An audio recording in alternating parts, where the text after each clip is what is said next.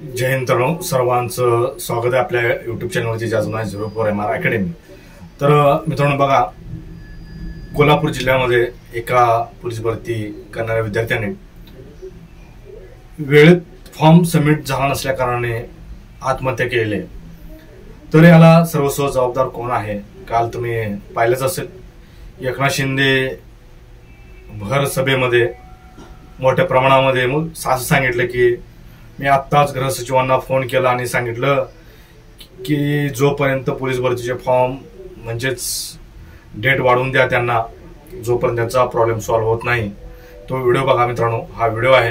राजूंनी सांगितलं ते मराठा समाजाला आरक्षणाच्या बाबतीमध्ये एसीबीसी प्रमाणपत्र मगाशी ती मुलं आली होती। मी आल्या इथून थेट फोन केले सचिवांना, थेट फोन केले गृह सचिवांना त्याची मुदत वाढवून देण्यासंदर्भात पोलीस भरतीची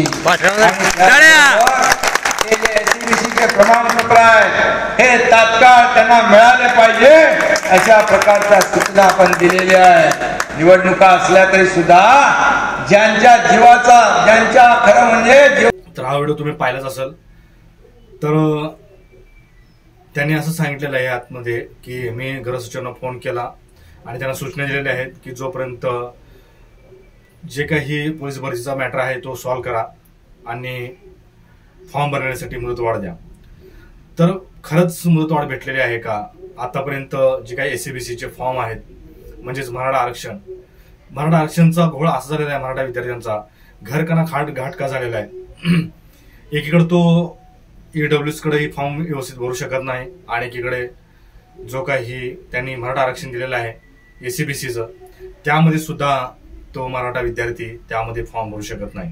म्हणजे सरकारने अशी अवस्था करून ठेवलेली आहे की घरकणा घाट का अशी एकंदरीत हालत या मराठा विद्यार्थ्यांची करून ठेवलेली आहे।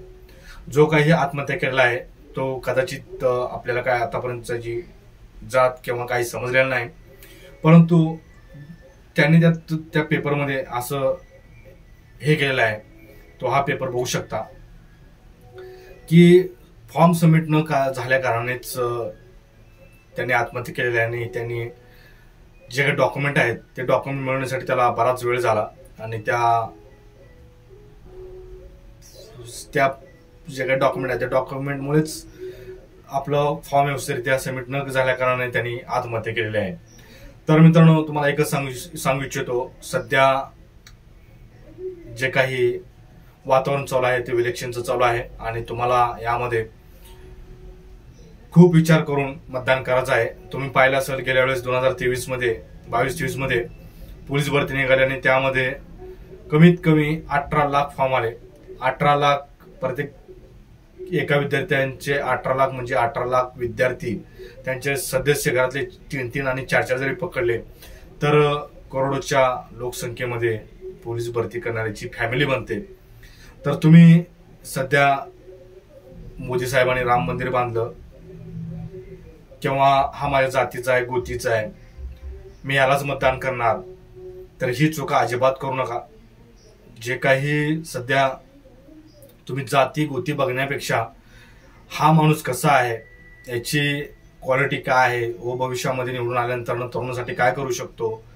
मित्रांनो सर्वात महत्वाचा मुद्दा म्हणजे आपल्याला मंदिर तर आपली जाती गोती आपण जपल्याच पाहिजे, परंतु डोक्यामधनं जात आपण काढली पाहिजे आणि व्यवस्थितरित्या चांगला उमेदवार निवडून दिला पाहिजे। तुम्ही ठरवायचं आहे सध्या बीजेपी किती मोठ्या प्रमाणामध्ये तरुणाशी, शेतकऱ्यांशी आणि किती मोठ्या प्रमाणात खेळी चाललेले आहे। यामध्ये फक्त उद्योगधंदे करणारे जे काही मोठे उद्योगपती आहेत त्यांची कर्जमाफी म्हणा किंवा मोठ्या प्रमाणामध्ये त्यांना अर्थसहाय्य करणं म्हणा हेच चालू आहे।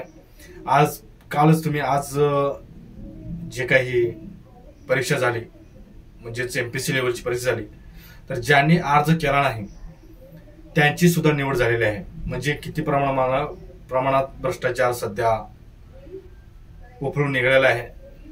तर तुम्हाला विद्यार्थ्यांनो एक सांगतो, जात धर्म विसरून जावा आणि महत्वाचं म्हणजे आता सध्या रामनवमीच्या आहे, रामनवमीच्या तुम्हाला शुभेच्छा देतो, परंतु तुम्ही जात धर्म न बघता हा जो काही उमेदवार आहे तो किती प्रमाणामध्ये विद्यार्थी किंवा स्पर्धा परीक्षा करणारे किंवा तरुण म्हणा किंवा शेतकऱ्यांसाठी किती प्रमाणात तो त्याच्या हालचाली होतात किंवा तो किती प्रमाणात मदत करू शकतो याच्यावरती तुम्ही मतदान करा. तर जातीपातीवरती मतदान अजिबात करू नका. हा माझ्या जातीचा आहे, गोतीचा आहे किंवा आणि राम मंदिर बांधलं, हे बांधलं, ते बांधलं. तर बघा, सविस्तरपणे तुम्ही शिकलेले विद्यार्थी आहात, तुम्ही घरामध्ये सांगू शकता की मतदान नेमकं कोणाला करायचं आहे, कोणाला नाही. तर जे काही कोल्हापूरचा जो विद्यार्थी आहे त्याला मी परत एकदा भावपूर्ण श्रद्धांजली वाहतो. आणि विद्यार्थ्यांना अजून एक जाता सांगू इच्छितो की मित्रांनो, असं कोणत्याही आत्महत्या करू नका. पोलीस भरती म्हणजेच हा एक मार्ग नाही आहे. तुम्ही बी प्लॅन ठेवा. कोणत्याही प्रकरणामध्ये तुम्ही असं खचून न जाता दुसरा काहीतरी मार्ग निवडा, परंतु आत्महत्या हा पर्याय नाही, हे मी तुम्हाला या व्हिडिओच्या माध्यमातून सांगतो. व्हिडिओवेळेस नक्कीच लाईक, कमेंट आणि महत्त्वाचं म्हणजे सर्व विद्यार्थ्यांना शेअर करा हा व्हिडिओ, जेणेकरून हा व्हिडिओ त्यांच्यापर्यंत पोहोचला पाहिजे. तर परत एकदा आपल्या पोलीस भरती करणाऱ्या विद्यार्थी मित्राचं भावपूर्ण श्रद्धांजली वाहतो. इतकाच व्हिडिओ होता. व्हिडिओ आवडल्यास नक्कीच लाईक, कमेंट आणि शेअर करायला विसरू नका. जय हिंद.